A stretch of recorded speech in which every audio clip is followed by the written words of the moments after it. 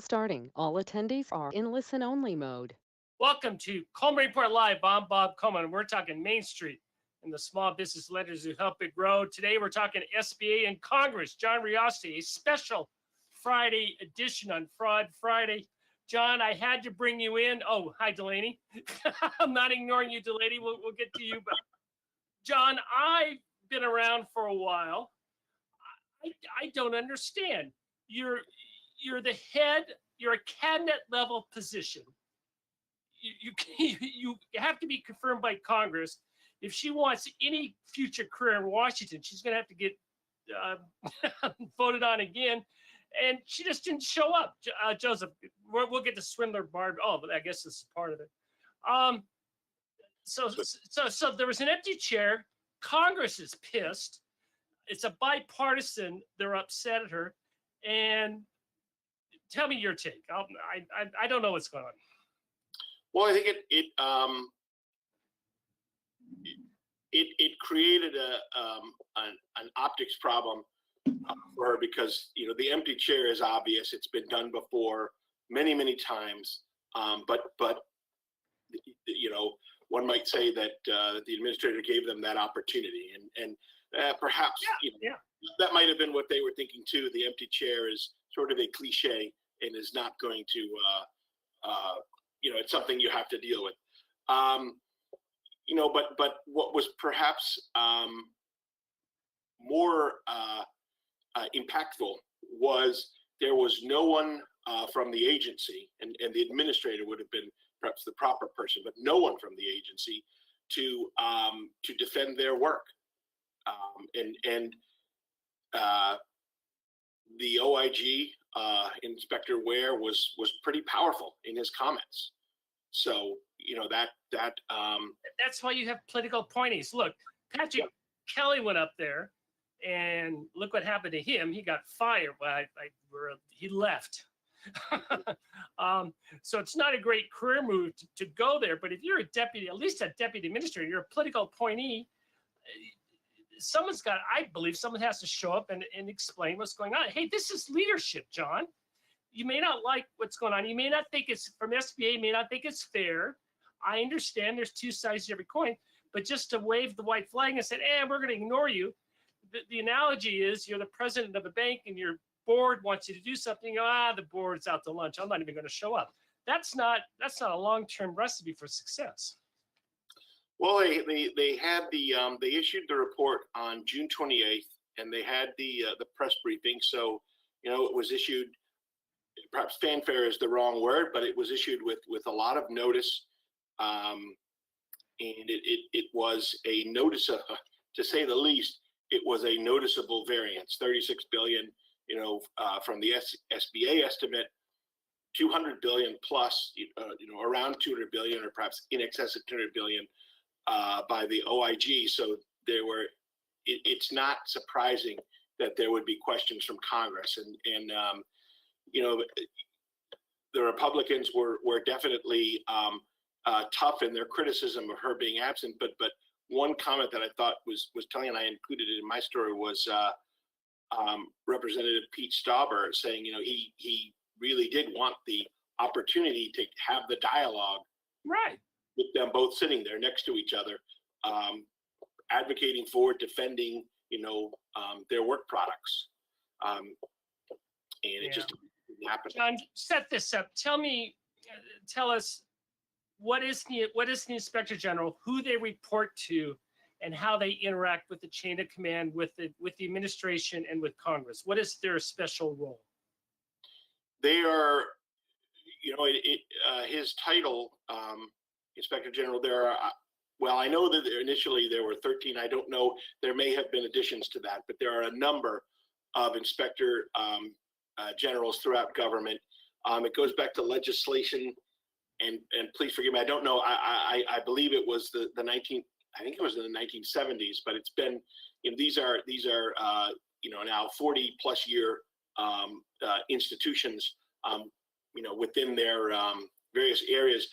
SBA was one of the initial ones. SBA was included in, the initial act creating the Inspector Generals, and they're there to basically keep, the various agencies and departments. I want to say keep them honest, but perhaps that's the wrong way to put it. But just to double check and to a check on quality and everything. They're independent. They're not part of the administration. They're not part of Congress. That's not fair to say, but they're more of a congressional watchdog than they are, but they are independent. Yes, but they are maybe they're not part of Congress, but they're dependent on Congress, and that also came out in the meeting.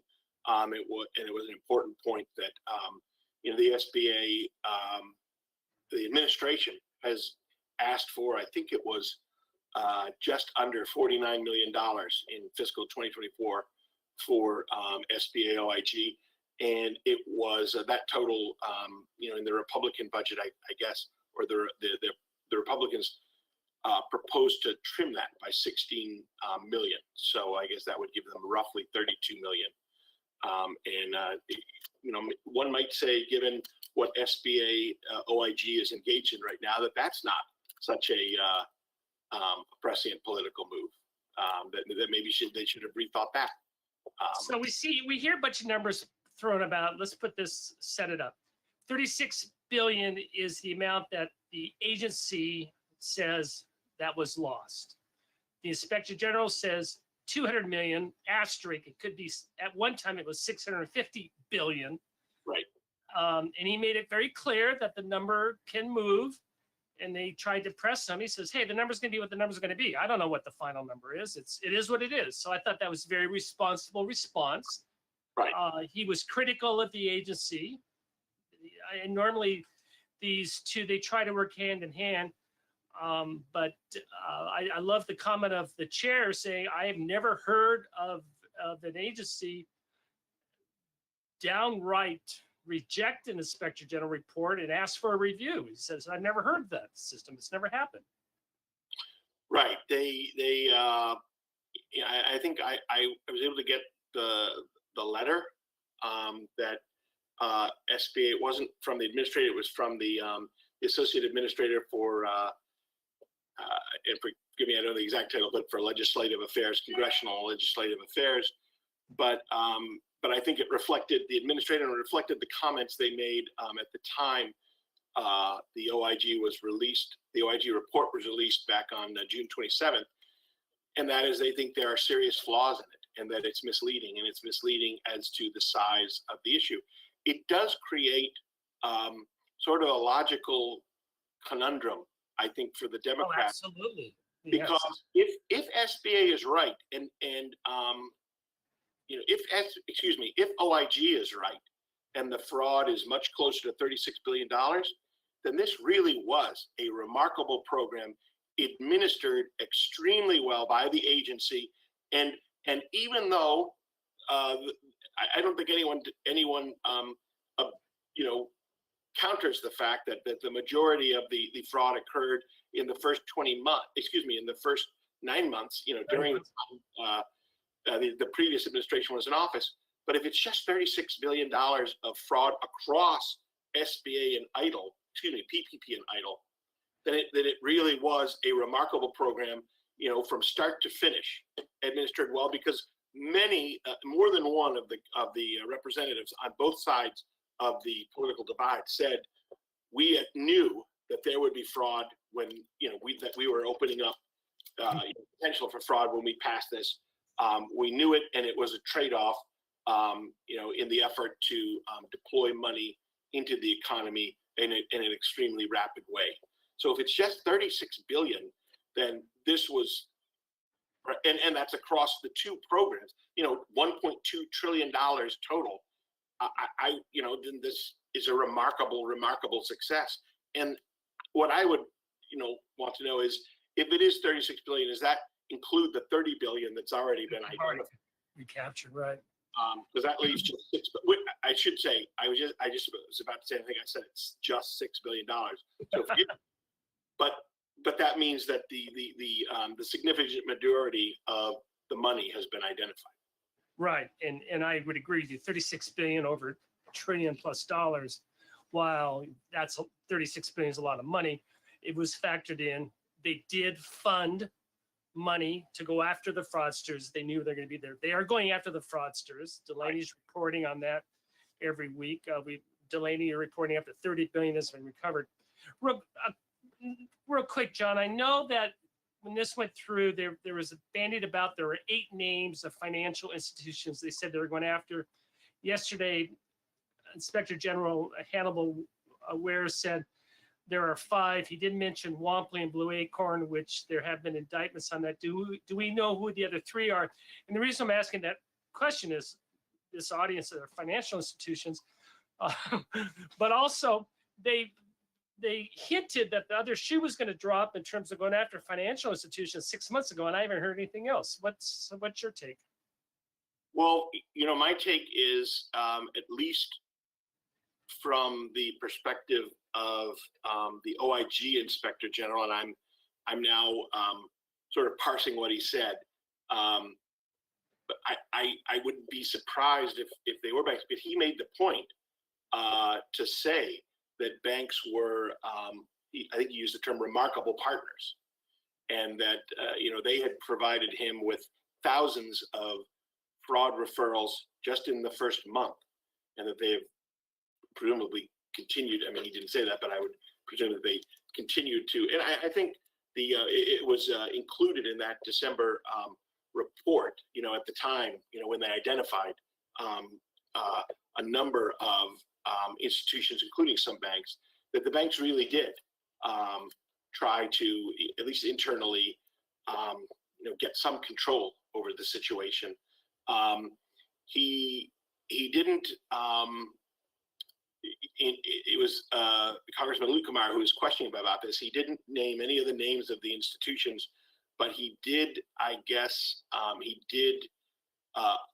in response to one of Representative Lukumar's questions, he did sort of indicate that the industries he was looking at were the fintech industries, were non-deposit industries.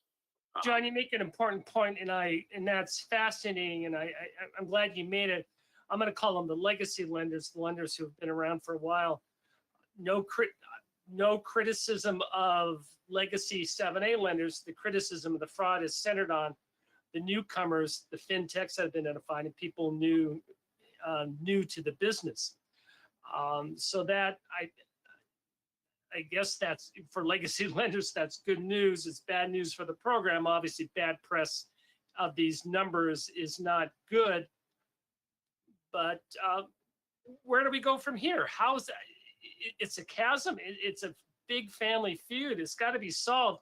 I read that upcoming, there's something called a SBA reauthorization bill coming up.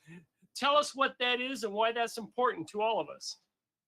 Well, I guess, all of these programs, not just SBA, they have to be authorized, and it should be done on a regular basis. And I know that SBA is overdue in its authorization. That doesn't mean it's going away. It's a permanent program. It's not going to go away. It's just that it's not going to go away. Go ahead. Is overdue in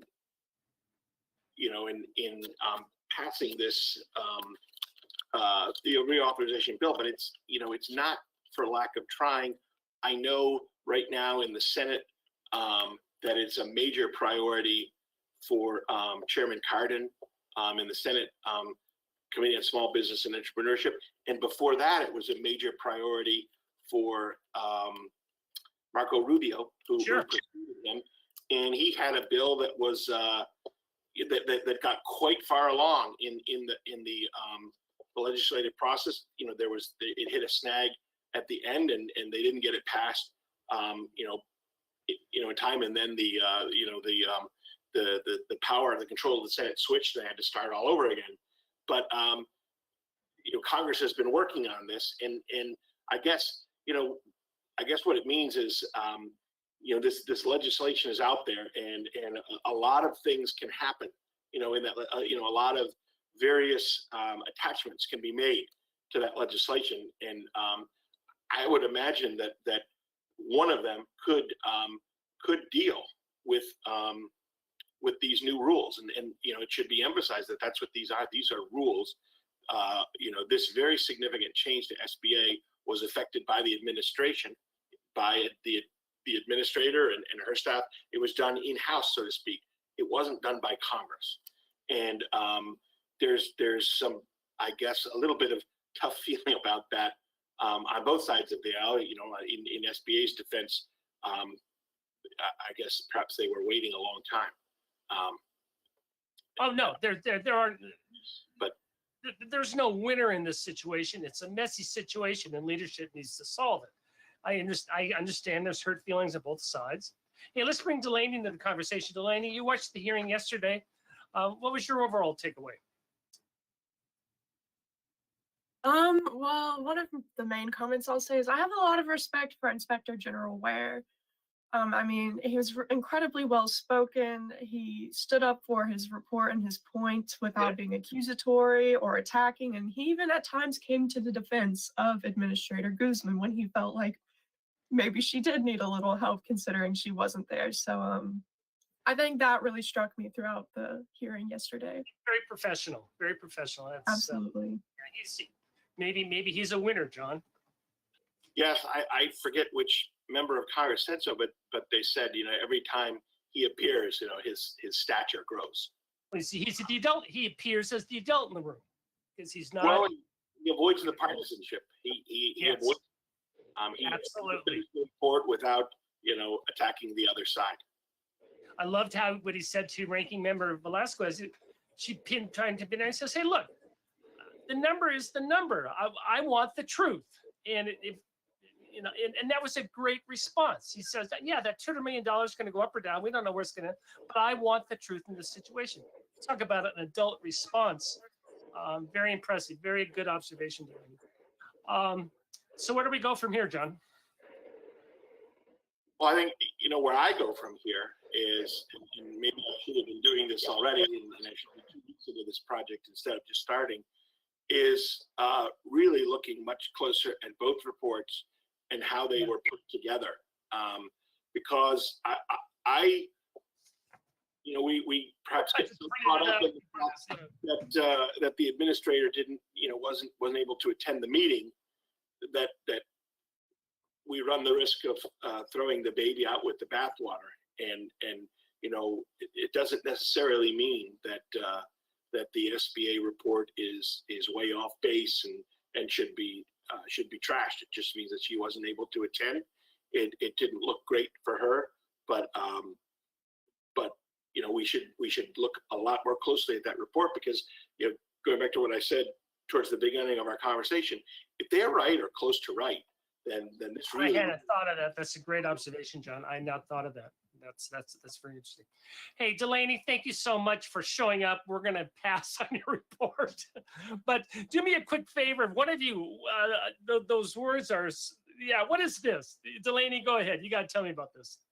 I'm not sure if fun is quite the word I want to use in this case, but near the end, we had an interesting moment with a staff member flipping over the poster with Swindler Barbie. There's been some recent reports coming out at the end of June about specifically one, I guess I should say, fintech or one partner. And for the verification for PPP loans, people were using doll heads. It was quite a bit of a scheme, led to quite a bit of money being taken, but he made sure to bring that up. Well, and rightfully so. John, I agree with you. I'm with you. I'm going to take a look at these reports and see more of that. What we're also doing, we are splicing up the hearing yesterday into short 3 to 5 minute YouTube segments. Michael, give me a thumbs up if we have the first one posted on the opening statements, and we'll be releasing those. So you just the highlights, you know, if you listen to all 2 hours. Obviously, Delaney, we will have your Swindler Barbie YouTube clip coming up shortly as well. John, thank you so much for joining us on your normal Friday day off. I appreciate it. Are we going to get you Monday as well? Do we get you back to back here? I expect so, but this is banker Awesome. season, so now I will see what happens. Very good. By the way, Lance is out of town today and Monday, so that's where he is. Thank you, everyone, for joining us today for Coleman Report Live and for supporting America's Main Street, one entrepreneur at a time.